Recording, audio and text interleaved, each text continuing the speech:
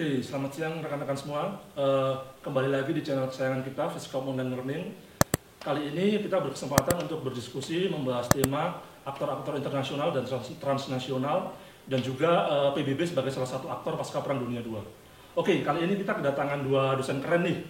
Ada Kak Umbu di sebelah kanan saya, ada Kak Ulu juga. Jadi tema besar kita kali ini yaitu aktor-aktor internasional dan transnasional serta pokok utamanya yaitu PBB sebagai aktor. Sebelum kita masuk lebih jauh ke pembahasan kali ini, saya ingin menjelaskan dulu secara singkat tentang apa sih sebenarnya aktor-aktor internasional, transnasional itu. Jadi begini, dalam hubungan internasional pada mulanya aktor utama dalam hubungan internasional itu sendiri adalah negara. Kemudian seiring dengan perkembangan zaman, perkembangan ancaman, perkembangan ilmu hubungan internasional, kemudian paradigma itu bergeser. Muncul teori-teori baru, kemudian yang menelaah bahwa negara bukan satu-satunya aktor dalam hubungan internasional. Organisasi internasional sendiri yaitu suatu bentuk kerjasama internasional yang tujuannya juga internasional, di mana bisa dilakukan oleh individu, kemudian bukan badan negara, dan lain-lain. Kemudian ada aktor-aktor transnasional. Jadi jika kita membicarakan aktor transnasional ini menurut Joseph Nye memiliki pengertian sebagai suatu gerakan lintas batas yang dilakukan oleh aktor-aktor atau pelaku-pelaku selain negara. Oke, kita langsung masuk saja ke topik pada kesempatan kali ini. Kak Ulo, jadi gini, kan kita membahas tentang aktor-aktor internasional. Jadi menurut Kak Ulu ini siapa saja sih aktor-aktor yang berperan penting dalam hubungan internasional itu? Bicara soal aktor ini adalah topik yang penting sekali sebagai subjek kajian hubungan internasional. Nah, dalam subjek kajian hubungan internasional, keyakinan para akademisi terkait aktor yang penting ini semakin beragam, terutama masuk era globalisasi saat ini. Paradigma lama mencaratkan bahwa kekuatan utama sebagai pemerintah adalah kekuatan nomor satu sebagai aktor utama dalam hubungan politik antar negara. Government jadi poin nomor satu. Nah, makin ke sini aktor-aktor lainnya kemudian hadir memberikan warna tersendiri. Intensitas perekonomian membuat kemudian transnational companies menjadi salah satu aktor yang kemudian tidak bisa kita lupakan. Perusahaan multinasional, bukan perusahaan media internasional juga yang memframing berita, menyampaikan berita tidak hanya di wilayah mereka sendiri, tapi di luar wilayah mereka, itu jadi kekuatan juga. Lalu kemudian para NGOs, non-government organization, kalau di Indonesia itu lumrah kita kenal dengan nama LSM, Walhi, salah satunya adalah salah satu aktor yang bisa kita masukkan ke dalam kajian ini. Lalu ada IGOs, International Government Organization. Salah satu topik kita hari ini nanti mungkin akan membahas tentang salah satu IGOs tadi. Lalu kemudian ada INGOs, International Non-Government Organization. Ini LSM yang punya punya jaringan internasional. Salah satunya Save the Children juga jadi satu INGOs. Lalu kemudian yang paling terkenal itu seperti Greenpeace juga jadi aktor penting.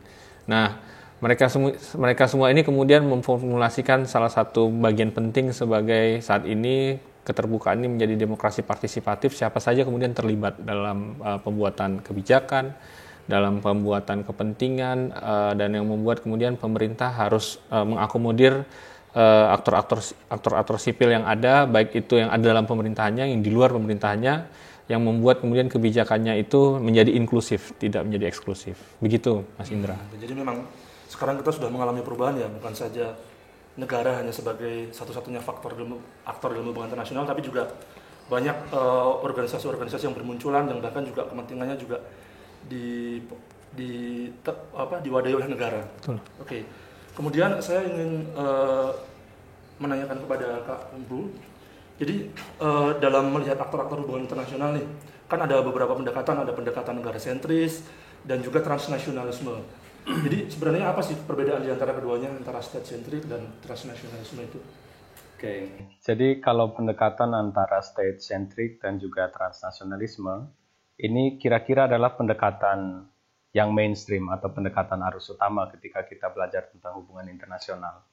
Yang satu bilang bahwa negara adalah aktor yang paling utama, bahkan mereka menekankan bahwa negara satu-satunya aktor begitu. Nah, landasan ini adalah mereka yang percaya tentang state-centric approach. Nah, mereka bilang bahwa dalam hubungan internasional yang dirasa anarkis, artinya bahwa tidak ada kekuasaan tunggal yang bisa mengatur semua orang. Nah, artinya setiap orang di dalam hubungan internasional kemudian mempertimbangkan untuk mempertahankan keberlangsungan hidupnya masing-masing. Nah, disebut sebagai national interest dan juga sebagai survival. Nah, satu-satunya cara untuk bisa memastikan itu adalah dengan gaining power. Artinya setiap orang harus memperkuat diri dalam bentuk militeristik. Nah, sehingga state-centric umumnya kita kenal sebagai pendekatan yang sangat high politics. Nah, sedangkan yang transnasional bilang bahwa tadi sempat disinggung juga oleh Kak Ulo, kayaknya ada varian aktor nih dalam hubungan internasional. Juga ada integrasi ekonomi, lalu mereka akhirnya mengkritik bahwa kayaknya pendekatan state-centric tidak lagi begitu relevan untuk menjelaskan bahwa hubungan internasional isinya negara saja. Nah, dikatakan bahwa negara, organisasi non-negara, entah itu mau NGO, entah itu mau organisasi internasional, ternyata punya power yang cukup besar juga. Dan mereka mengatakan bahwa ini fenomena globalisasi dan lain-lain sudah jadi bukti nyata bahwa tindakan-tindakan atau pergerakan yang melintasi batas negara atau gerakan transnasional itu sudah mendelegitimasi, kalau bukan kita mau katakan bahwa sudah hilang sama sekali, tapi semakin menggerus peran negara sebagai satu-satunya aktor. Oke, jadi memang sekarang ini yang sedang berkembang di dalam tatanan dunia yaitu lebih ke transnasionalis daripada state-centric approach. Oke, kemudian Kak Ulu, tadi kan juga dikatakan kemudian ada transnasional, salah satunya perusahaan-perusahaan transnasional. Jadi perusahaan transnasional kemudian dikatakan sebagai salah satu aktor dalam hubungan internasional. Jadi bagaimana sih peran dari perusahaan transnasionalisme itu kepada negara atau kepada dunia? Bagaimana cara mereka mempengaruhi? Oke, lebih enak melihat bagaimana pengaruh mereka itu melalui studi kasus atau sebuah keadaan yang faktual memang.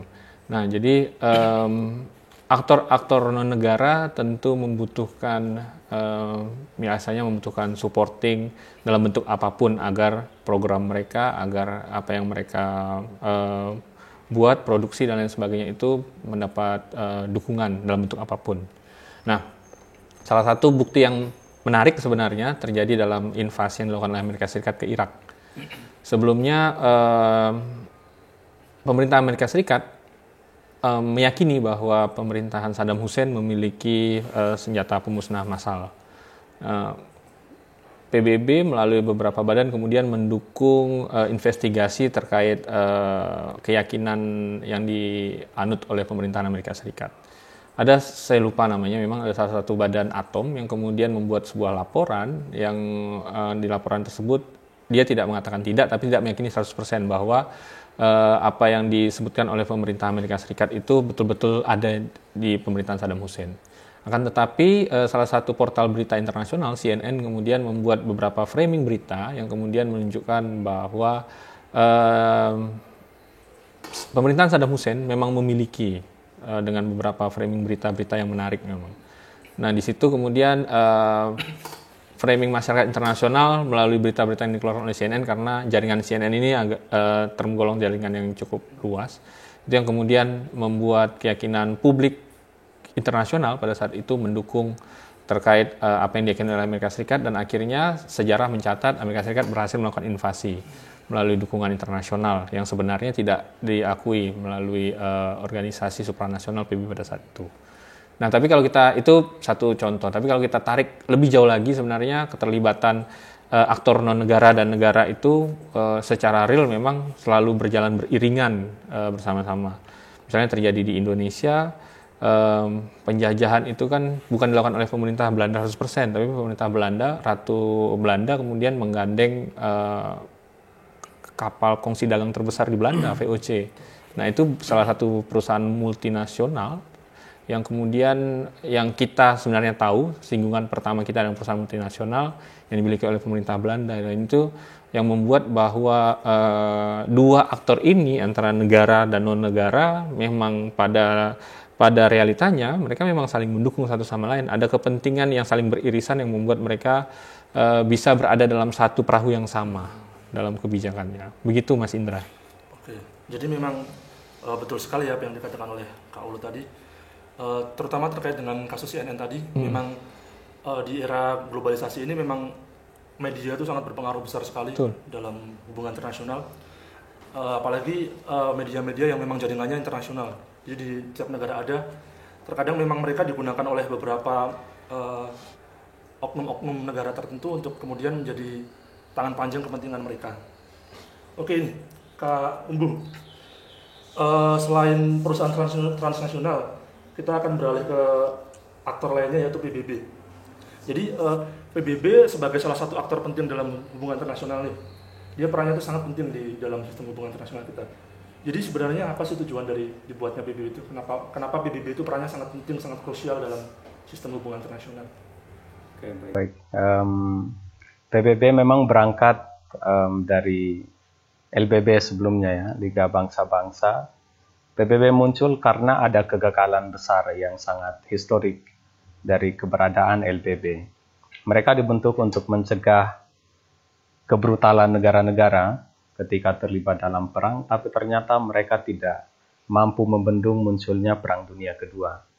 Nah, kegagalan LBB ini menggiring masyarakat internasional, khususnya mereka yang menang perang, diprakarsai oleh Amerika Serikat, oleh Cina, Uni Soviet, sama Inggris. Kemudian mereka menyepakati bahwa sepertinya tatanan internasional yang baru harus diupayakan. Karena begitu brutal Perang Dunia Kedua, perang yang paling mematikan dalam sejarah umat manusia, begitu. Sehingga PBB muncul dengan semangat yang utama adalah memastikan perdamaian dan stabilitas perdamaian di dunia itu terus terjaga. Nah, selain itu juga mereka berusaha untuk menjadi sebuah wadah yang melembagakan kerjasama multilateral di antara semua negara dalam dunia internasional. Nah, PBB ini sendiri punya beberapa organ, begitu ada beberapa bagian. Mereka punya namanya UN Security Council yang isinya adalah 5 negara pemegang hak veto. Tapi juga mereka punya namanya anggota tidak tetap Dewan Keamanan PBB. Biasanya digilir setiap 2 tahun. Kira-kira ada 10 negara tambahan, jadi mereka total 15 negara yang ada di Dewan Keamanan PBB. Lalu ada juga Majelis Umum PBB, tempat di mana itu bagian paling besar untuk diskusi, untuk forum yang melibatkan semua negara. Di situ, kalau di Dewan Keamanan PBB ada 5 negara yang punya hak veto, tapi di Majelis Umum PBB dikatakan di sana ada one country, one vote. Jadi mereka punya itu. Lalu ada ECOSOC, bagian Dewan Ekonomi dan Sosial, dan dibantu oleh organ-organ PBB yang banyak kita kenal kayak WHO yang sekarang lagi mengurusi pandemi. Ada juga FAO yang urus tentang makanan, tentang pertanian. Lalu ada UNHCR yang urus tentang pengungsi, refugee, dan lain-lain. Jadi itu badan-badan yang ada di PBB. Di samping juga ada sekretariatnya, sudah pasti membantu fungsi dari Sekjen PBB. Juga kerjaan administratif lah dari PBB. Lalu ada juga yang lain, Dewan Perwalian, karena ada 11 wilayah perwalian yang dalam kalimat sederhana mereka dipersiapkan untuk punya pemerintahan sendiri juga nantinya jika jadi negara yang berdaulat. Kemudian yang terakhir adalah Mahkamah Internasional yang fungsinya adalah mengatur sengketa yang melibatkan satu negara dengan negara yang lain. Nah, itu kira-kira tentang PBB dan organ-organnya. Jadi memang PBB ini memang perannya sangat krusial ya, berdasarkan apa yang dijelaskan tadi. Memang kesemuanya itu PBB dan organ-organnya itu memang diciptakan untuk menjaga ketertiban dunia, menjaga perdamaian, ketertiban, dan keselarasan hubungan antar negara di dunia. Oke, kemudian nih Kak Ulo, menurut Kak Ulo nih gimana sih cara perserikatan bangsa-bangsa, kemudian cara mereka dalam menciptakan suatu perdamaian itu seperti apa?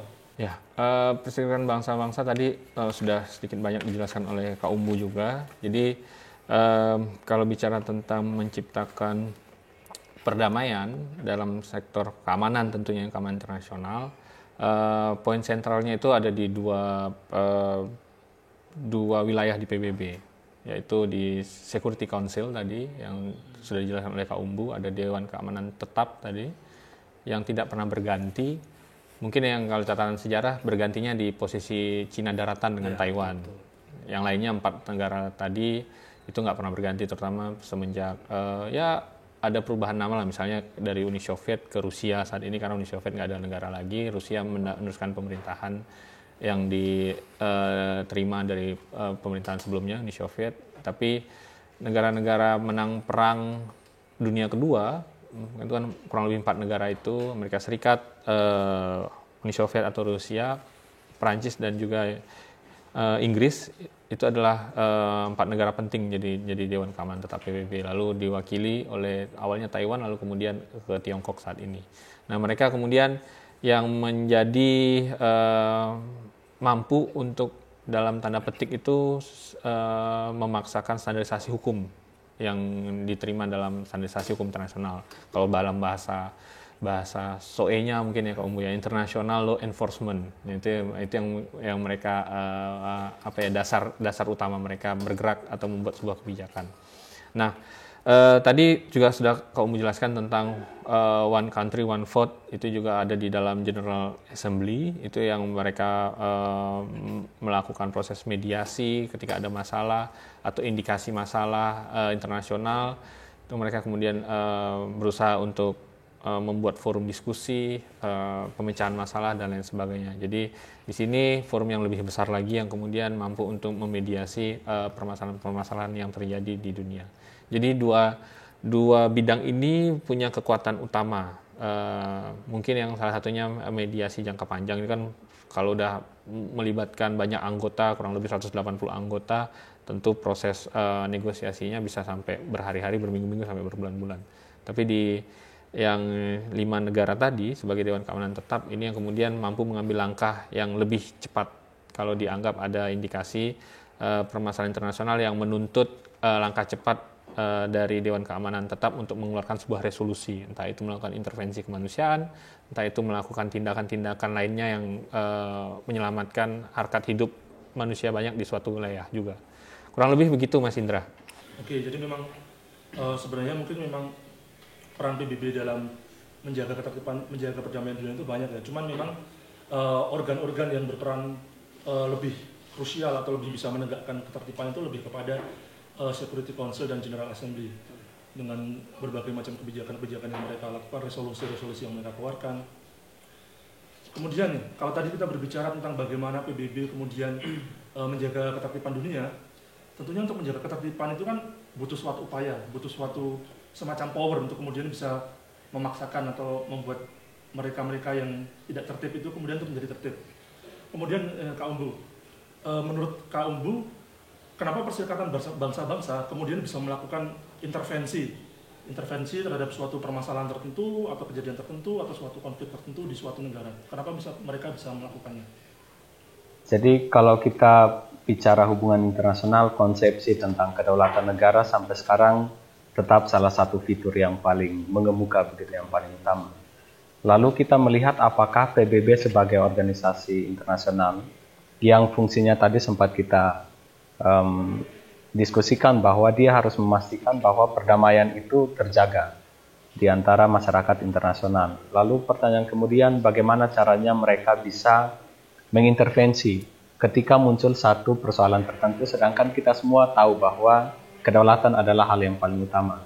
Nah, semangat yang dibawa oleh PBB adalah semangat kemanusiaan. Nah, kalau tadi kalau bilang bahasa Nusa Tenggara Timurnya, kita sebut responsibility to protect atau R2P. Nah, konsepsi itu memang kemudian dihadirkan untuk memberitahu ke negara bahwa kedaulatan itu tidak hanya diukur dari kemampuan negara menangkal serangan asing, tetapi kedaulatan negara adalah kemampuan mereka menjamin kelangsungan hidup dari masyarakatnya sendiri. Nah, itu juga untuk memastikan bahwa masyarakat internasional percaya ketika PBB mengeluarkan resolusi, contohnya lewat Dewan Keamanan, untuk melakukan intervensi tertentu tujuannya murni hanya satu, yaitu untuk menjamin masyarakat sipil itu kehidupannya terjaga.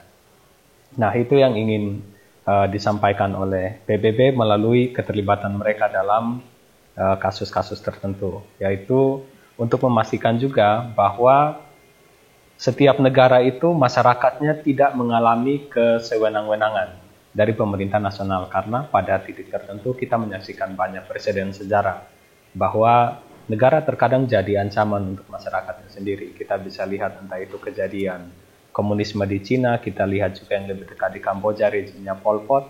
Ada seperempat masyarakat Kamboja yang tahun 75 sampai 79 pernah mati gara-gara kebijakan dari negara, sehingga kehadiran PBB lewat semangat kemanusiaan itu, humanisme itu adalah salah satu yang menjaga bahwa keterlibatan PBB adalah untuk memastikan masyarakat sipil itu terjamin ke depannya. Saya kira kasusnya bisa dilihat seperti di Kosovo ya, Kak, ya.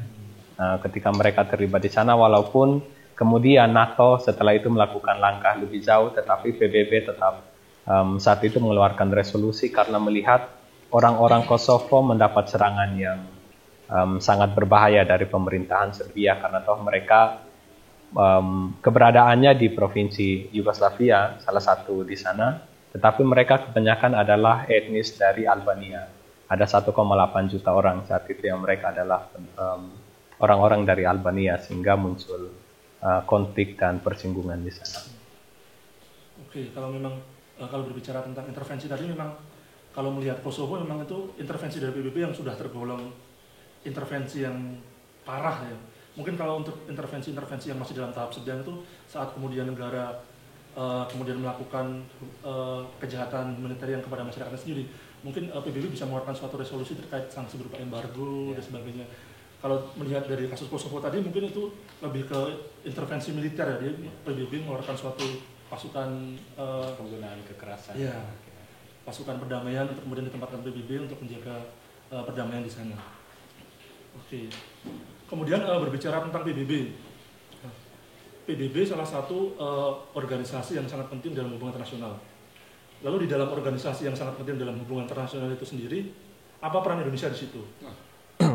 Indonesia ini kalau tercatat dalam sejarah ini unik dan menarik ya. Unik dan menarik dalam arti pernah menjadi tercatat dalam sejarah PBB menjadi anak bandel dalam tanda petik, pernah keluar dari keanggotaan PBB pada masa pemerintahannya Pak Presiden Soekarno. Lalu kemudian, tapi seiring berjalannya waktu memang pernah jadi anak bandel, tapi seiring berjalannya waktu bandelnya kita kemudian sudah semakin lebih apa lagi ya, lebih baik dan satu visi dengan PBB dalam bicara soal menjaga ketertiban dunia.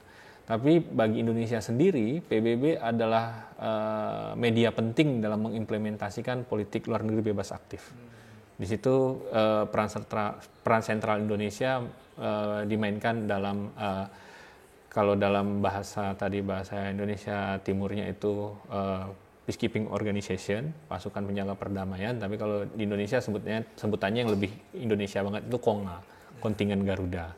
Itu rutin sekali Indonesia mengirimkan, dan tercatat bahwa Indonesia baru merdeka misalnya tahun 45 gitu ya, 10 tahun, tahun 12 tahun. Tahun 57 adalah sejarah mencatat pasukan KONGA tadi dikirimkan ke Gurun Sinai di Mesir, dan itu yang konflik yang terjadi di Mesir pada saat itu. Nah, itu adalah satu fenomena menarik sebagai negara yang baru merdeka 12 tahun gitu ya. Kalau kita punya anak baru 12 tahun ini kan sebenarnya masih belajar untuk memahami segala sesuatu, tapi tadi saya bilang bahwa implementasi penting Indonesia sebagai politik luar negeri bebas aktif. Indonesia nggak memandang kemudian konfliknya terjadi atas dasar wilayah agama tertentu kah, wilayah kesukuan tertentu dan lain sebagainya. Tapi Indonesia berbicara tentang bagaimana humanity ini bisa diselamatkan di dalam kasus-kasus internasional. Nah, ini jadi peran sentral Indonesia bicara soal aktifnya Indonesia dalam kontingen Garuda. Ya, sampai sekarang Indonesia masih aktif di masa pemerintahan Bapak Joko Widodo ini. Oke, jadi memang kalau berbicara tentang peran Indonesia, pencapaian Indonesia sendiri di dalam PBB itu sangat luar biasa sekali ya, seperti yang dijelaskan oleh Kak Ulu tadi, terutama terkait dengan peacekeepers atau peacekeeping. Jadi Indonesia sendiri sudah punya pusat misi pemeliharaan perdamaian, namanya PMPP, itu ada di Sentul Bogor. Kemudian Indonesia merupakan salah satu negara pengirim pasukan perdamaian terbesar di dunia. Sekarang kalau tidak salah ada di peringkat nomor 7. Itu 7 terbesar, termasuk pengiriman pasukan-pasukan perdamaian wanita. Kemudian kita berbicara tentang peran Indonesia, berbicara tentang PBB.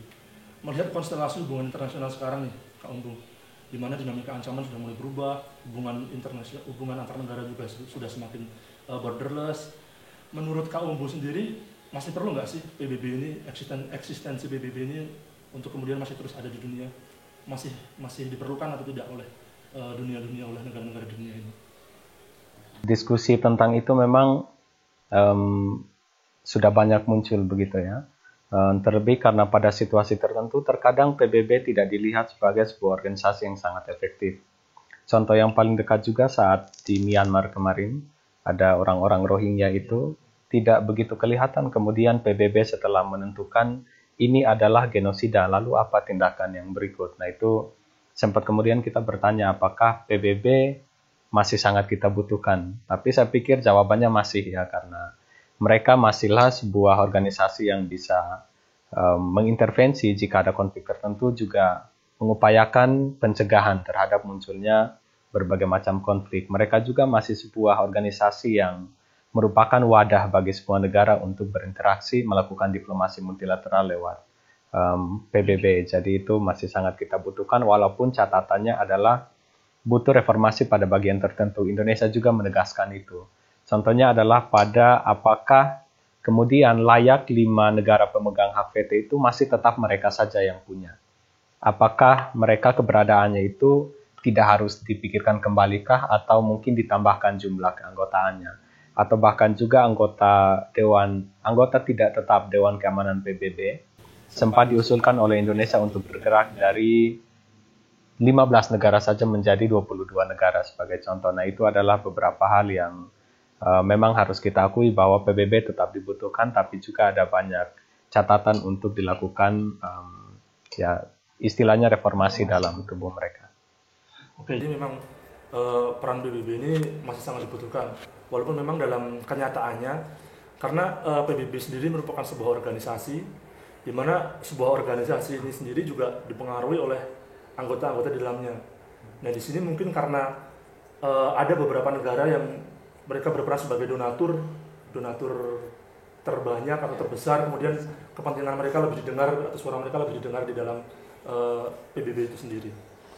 Oke, pertanyaan terakhir nih kalau kali ini kita akan melihat PBB itu dari sudut pandang teoritik. Oke, jadi menurut Kak Ulo pendekatan teoritik apa nih yang bisa dipakai atau cocok untuk memahami terbentuknya suatu perserikatan bangsa-bangsa? Oke, ada 2 teori, saya cepat saja, collective security dan preventive diplomasi. Itu jadi 2 teori penting untuk menghindari konflik yang terjadi. Collective security tadi karena masing-masing negara punya visi yang sama, lalu preventive diplomasi kemudian supaya skala eskalasi konflik tidak begitu tinggi, jadi peacekeeping organization juga jadi satu implementasi penting yang dilakukan oleh PBB. Begitu saja Mas Indra.